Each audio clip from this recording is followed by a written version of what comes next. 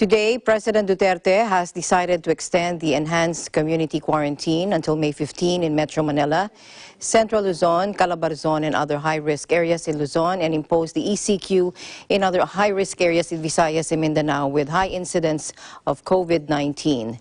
President Duterte, upon the recommendation of the Interagency Task Force on Emerging Infectious Diseases, extended the ECQ in the following areas. Take a look.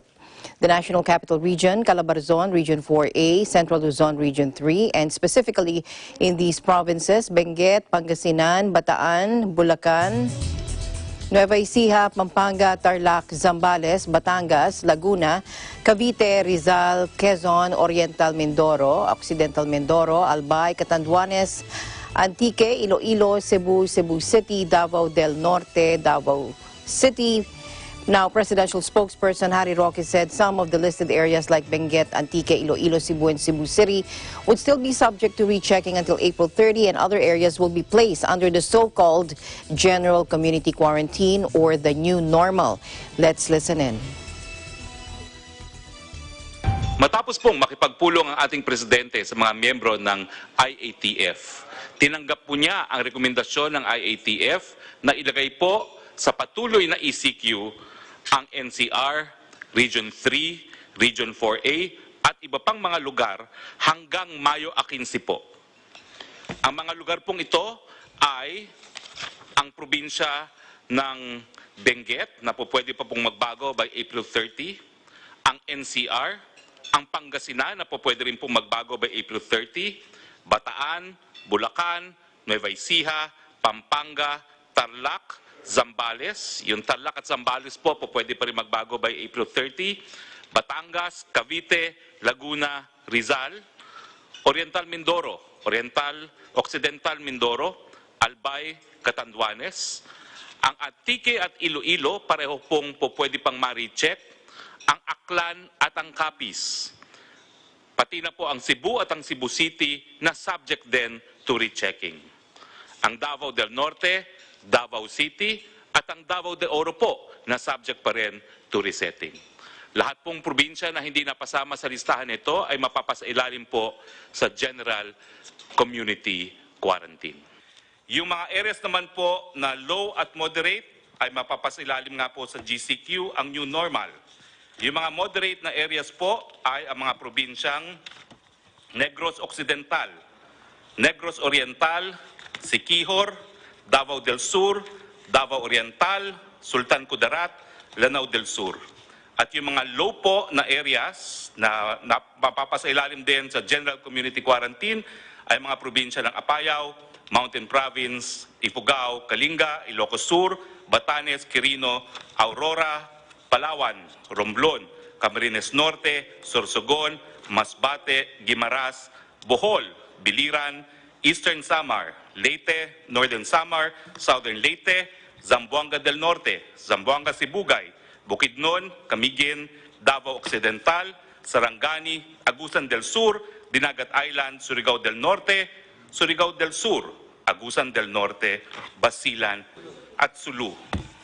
Po ang recommendation sa mga areas under General Community Quarantine.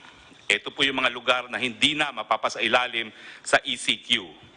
Pwede pong magtrabaho ang mga manggagawa sa Sektor 1, 2, and 3. Ito po'y gagawin on a work-in phase. Yung mga bata po, edad 0 hanggang 20, at yung mga matatanda, 60 and up, and high health risk, mananatili po sila sa kanilang mga tahanan. Papayagan po ang mall opening covering non-leisure shops. Papayagan po yung mga priority and essential construction projects na mag-resume. Papayagan po ang mga non-workers to go out to buy goods and services except those pertaining to sector category 4, yung leisure at mga kabataan. Papayagan din po ang public transport na mag-operate at reduce capacity at ang LGU po to enforce curfew at night dun po sa mga hindi manggagawa. For GCQ areas, General Community Quarantine, i-consider po ang reprioritizing ng SAP cash subsidy towards ECQ areas. Ibig sabihin, yung SAP po na para sa areas na hindi na po under ECQ, syempre po yung cash subsidy kinakailangan pag-aralan na ibuhos dun sa mga areas under ECQ pa rin. Yung mga GCQ areas, consider to allow na po yung high school, higher education institute, HEI school year to finish and give credentials to students.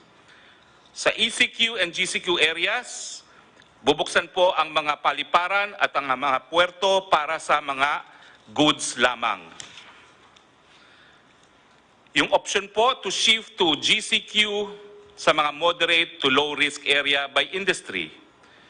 Nagbigay po sila ng rekomendasyon na 100% opening para sa agrikultura, fishery, forestry, sa food manufacturing at lahat po ng supply chain including ink, packaging, raw materials, sa food retail, supermarket, restaurant for takeout and delivery only, mga hospital, logistics, water, energy, internet, telecoms, media.